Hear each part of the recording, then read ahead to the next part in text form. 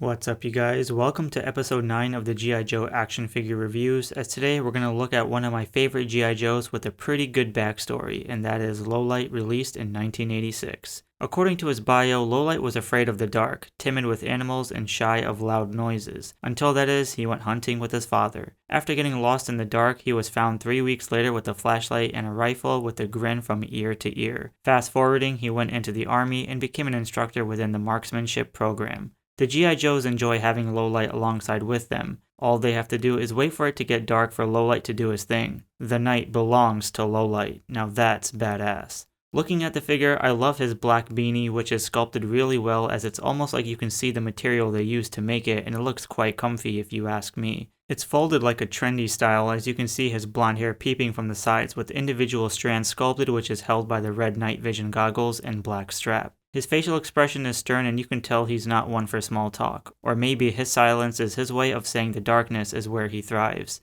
His torso is actually something I really like. Despite being mostly gray, he does have a red pad on his right shoulder, which stands out the most, with a black strap on his left shoulder. But the highlight here for me is the silver buckles or clips, which do contrast against the grays with the minor sculpting and line work underneath the pouches. He does have 2 green grenades, which is cool, and both arms contain pouches with a good amount of sculpting creases and black padding by the elbows into the forearms, ending off with the black gloves. It's almost like you can tell it's a little baggy, which adds great details for the creases and line works to show. I love his silver buckle, which is held by the black strap or 2 gray pouches on the side of his belt. There's even a silver zipper going down the crotch piece, which is also shown a few times within the figure, on his left leg and even the interiors of both his thighs. Man, there is so much detail going on here, and I absolutely love it. His right leg has a black strap with a black knife within the sheath, complemented by a silver buckle, and his left leg has some sort of holster or design for what, I have no clue, but it's detailed very well. His boots are sculpted in good detail with silver designs, zippers, or some kind of cool aesthetic to complement the all-black boots.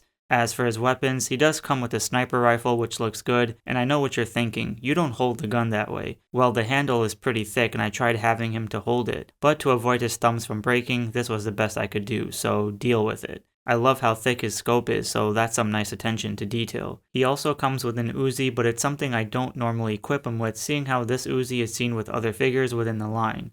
His backpack is very bulky and contains textures from the pouches and more. I only wish that they added some silver here for the buckles or zippers, as that would have made this a solid 11 out of 10 figure, but it's still one of the best for sure. It may be a bit back heavy, but as long as you have a stand, it shouldn't be a problem. Overall, I think this Lowlight is far better and superior than the classified version. Granted that the classified one has an upside, which is that his goggles can be removed, giving bags under his eyes like he's sleep deprived from nightmares, so I'll give them that. However, every time I look at this O-ring figure, I just say, it's such a classic and nothing can beat it. So with that said, let me know in the comments below what you think about this figure, and be sure to give a like and subscribe for more reviews.